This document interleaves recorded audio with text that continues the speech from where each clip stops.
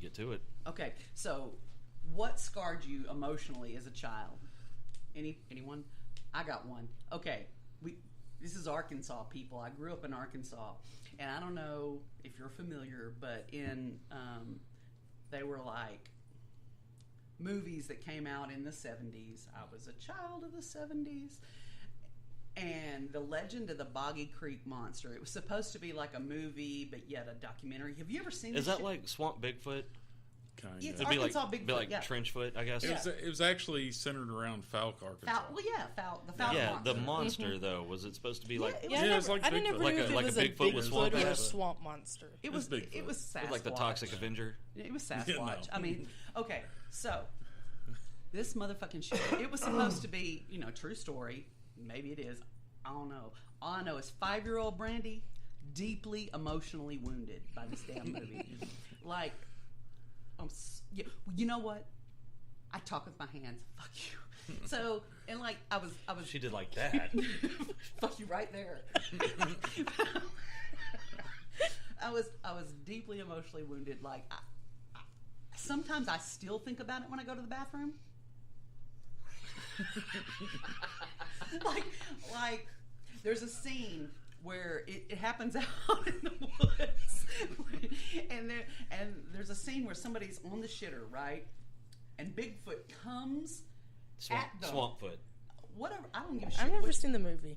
Yeah, we have something to do together now. We have a bonding experience. So yeah, it comes through the window and attacks them on the shitter. So to this day, I'm not comfortable in a bathroom with a window. Like, I really like to shit in a box. Like a cat? Because I feel relatively sure that Sasquatch can't get me if there's no windows. Okay, all right. So I was watching this movie, and it's at the very beginning of it. It's just a cheesy ass, like Wrong Turn 18 or some dumb shit like that, right? And at the beginning of the movie, random dude number 3 walks into this porta potty. They're out in, like, right? No, like the porta potty. It's not like at a gas station or anything. It's just fucking on the side of the road, like a porta potty in the middle of nowhere. Right, like you see all the time. Yeah. So seems reasonable. This fucking guy, he walks in the porta potty, and he starts to do his business. And a hand comes out of the poop pit. Fuck no. And yeah, so oh my god. So a poopy hand. Yeah, it comes out of the dookie trough. And what a way to go. Yeah, well, as it turns out, the person that had been shoved, talk about the ultimate Swirly, had been shoved in the thing. They had made all these cuts on him. Oh. It's like this horribly slow way to die. Die of infection. Yeah, but that's not that doesn't bother me. What bothers me is a hand coming out of the poopy hole. Well, I never really had anything that scarred me except for my own dreams. Yeah, and that reminded me of one. Oh, great. Poopy hole hand. No, I had gotten up, I was little, and the whole house was dark. And we had one of those like pass-through windows into the kitchen from the living room.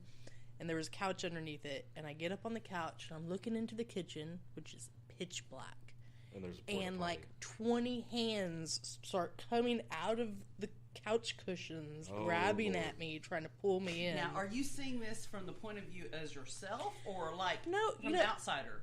A lot of my dreams is always like I was an outsider, like watching a movie. Yeah. I don't know. Me and Alexis talked about that before. Yeah, you're deeply disturbed. Yeah, you are totally. I rarely ever remember my dreams. I don't either. Oh, mine are very. You can't hear them for the And snoring. let me tell you something. You don't have to be a child to be scarred for life, because Brandi was scarred for life by X-Files. Scully and Mulder, come on. Well, it was the Porta Potty episode, the Porta Potty monster. Motherfucking Porta Potties, I'm telling you. I've had deep emotional issues about the potty for a long time. Like, you remember the Talk one? about scared shitless. It was like a Russian ship. It was the Fluke Monster. The Remember Fluke that? Monster. He looked like It was like human-sized Fluke worm. And like somebody goes to the porta potty and he like comes up and he's like, and he like his little Fluke Monster mouth gets their butthole. Oh god! And their head caves in. Like, what a way to die, right? And so, no, I think they just like suck down into the trough.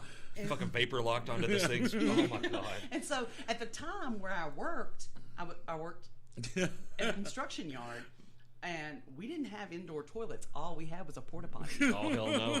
I mean, I was like, should I drive 5 miles or should I risk Yeah. the Fluke No, Monster? I would drive 5 miles. Fuck that Fluke And now, Monster. as I'm thinking about it, I've got a lot of poop trauma. like I remember when I was 5 years old, my dad and my brother, they were big hunters, and we lived in Oklahoma. Oh God. And they were coon hunting, which you do at night, right? And because they're nocturnal. And so I had gotten up to go to the bathroom, and I turn around to sit down on the toilet, and there is in the bathtub. Fluke Monster. No, a snarling like bobcat. Oh my God. Frozen and Well, ferocious. not snarling right then, but Its that was mouth the, was yeah. open as if to eat my soul, and it was dead. I didn't know that at the time. Yeah, so Oh, okay. All right. I probably needed to talk to my therapist about this. All right. So I'm not entirely sure I've even told you about this. Not that it's some big deep dark secret. It's just I don't know. I don't think about it very often. Oh, Does it make you feel That's vulnerable? not true. Yeah. So my mom and my dad divorced when I was 1, right? I was probably 8 or 9. One of the few times that I was actually went over to my dad's house for whatever visitation thing, and in his trailer, it was 2 bed 2 bath, Yeah. right? So I'd gone in the bathroom, and Were the windows? I don't fucking remember. Here's what I remember. For whatever reason, I don't know, maybe I was getting ready to get in the shower, or I was getting ready to use the toilet, and I just needed to open that shower curtain. He had been hunting, and there was a fucking dead deer in the bathtub. See, that's just wrong. Yeah, you want to fuck up a little kid, do that shit just Now, once. just imagine that deer had long teeth and was going. Nah, it was just staring at me with his dead eyes. It's like, oh I God, don't know what of the anything fuck? that really scarred me when I was. You know growing what up. else happened to me in the bathroom when I was a little kid? No, Lord. no, we don't. I was taking a bath, and it was in my grandparents' old house, and they had one of those kerosene stoves in the bathroom. Oh yeah. This is tragic. I mean, it makes my butt hurt just thinking about it. So I dropped my towel, and I bent over to get my towel, And you burnt your ass? I did. Oh. My wet, bare ass hit that stove. Ooh. It sizzled like bacon.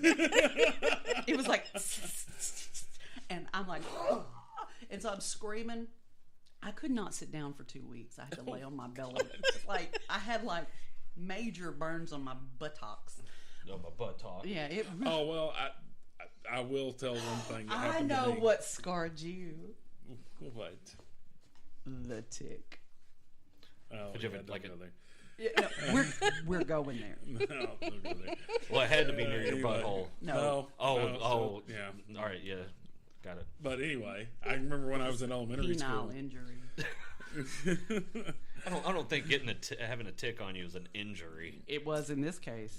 They're like trying to crawl inside or Out there with the something? hunting knife, we're getting this motherfucker off today. Whoa! It went embedded. Hunting knife? It, Whoa! it was embedded and he swelled up and had Jesus. He has a scar to this day. Really? Yeah, I can identify him. If You I make ever me need sound like John Bobbitt after the fact or something. I mean, damn. We just had to chop it off. We said this one's a loss. Fucking. He went on to sire 2 perfectly, Oh my God. reasonably normal children. Reasonably normal. All right, what were you gonna say? Oh, Do when you I was in even elementary remember? school, when I was in elementary school, we had, I don't get it. Nowadays kids are so coddled. Outside our school, Oh hell yeah, man! we had a playground. My day, But we had to it. walk uphill both ways in the snow and shit. In August. People think that shit's In funny. Arkansas. You wouldn't believe. I mean, everybody drives their kids to school. Like, damn, I had to walk 14 blocks. To catch the bus. Yeah, I mean, whatever. But we had outside our Carrying school, a grand piano. we had all this like concrete area, and then we had like all these pipes sticking out and all this other stuff. Well, we used to play on them. It was funner than the monkey bars. So. Funner. Shut up. So anyway, I remember I think I was like in 3rd grade. This girl walks over and like kicks my legs out from under me, and of course I went down and split the my lord, split the pipe, busted your chode open. Yeah, big time. Split his pipe. But I don't know. I mean, that was kind of scarring. But at the same time, I basically laid in bed, spread eagle for 3 weeks watching TV. So I mean, No, I wouldn't. That doesn't seem like a fair trade-off to me. So all mine is bathroom trauma, and yours is all willy trauma. Mine were all dreams. Mine was just the one. I had awful dreams. Okay, what did you misunderstand as a kid? Like things that you heard, like adults talking about. When women got raped, Okay, is the only one I can think of. You know, the long-handled garden rakes with the 3 prongs? Oh, God. I thought they were getting raked. Right. So I could just, like, in my head, I'm just imagining someone running this rake across them. Well, I mean, that's pretty traumatic, yeah, that too. sounds terrible. That's the only thing I think I misunderstood. All right, so I apparently I just misunderstand a lot of shit. So, like... I didn't realize this was wrong until I was in my mid-20s. For all intents and purposes, No. it is certainly not intensive purposes. No, sir, it is not. It's not. Oh, I didn't know about this one until I was in my mid-30s. The whole kit and caboodle. It is not a kitten caboodle. You mean like a kitten? Yeah, like a baby thought it was cat a caboodle. kitten, Like, like yeah, I don't even know what the fuck a tiny caboodle cat is. caboodle. Yeah, no. the baby.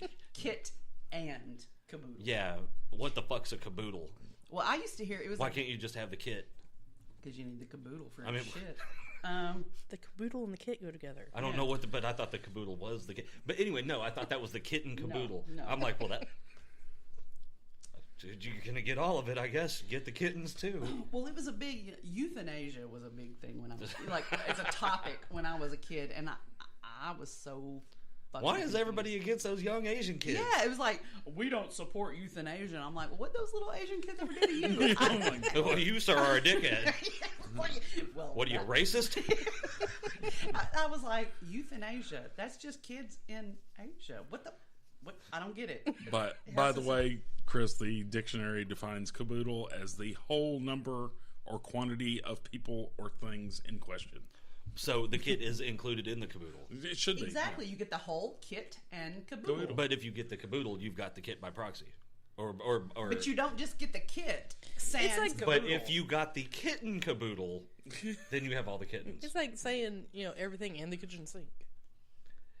Yeah. See, I've never understood that either because the kitchen sink's implied if you have fucking everything. See, same thing. I know, that's dumb as hell too. Bless your heart. Oh, fuck you. And then you remember that song "Rhinestone Cowboy"? Oh, God. Like a rhinestone. Yeah. Okay, so there's a line. It's in offers coming over the phone. In my little 5-year-old brain, I thought they were sending dog food over the phone, and I could never figure out like how do they do that? Like how does the dog food come through the phone? And I really thought about that a lot and puzzled over that. And yeah, that was really just. Oh, if we're talking about misheard lyrics, any Pearl Jam song. Oh, God. Oh, my God, that motherfucker can't enunciate anything. He gets a shit mouth. Oh, real bad. So does Scott Stapp. I mean, man, I've read Creed lyrics and Scott Stapp lyrics while I'm listening to the song, and I'm like, one of these motherfuckers That's is wrong. not what that says. Yeah. I still can't hear it. Yeah. Yeah, I mean, it's like I see what you think you are saying, but that's not what you said. I don't know if maybe you were drunk when you said it, and it's not just him. Like I said, Eddie Vedder from Pearl Jam, and of course they all learned from Ray Charles. Who was the guy from Alice in Chains? He was real bad about it too sometimes.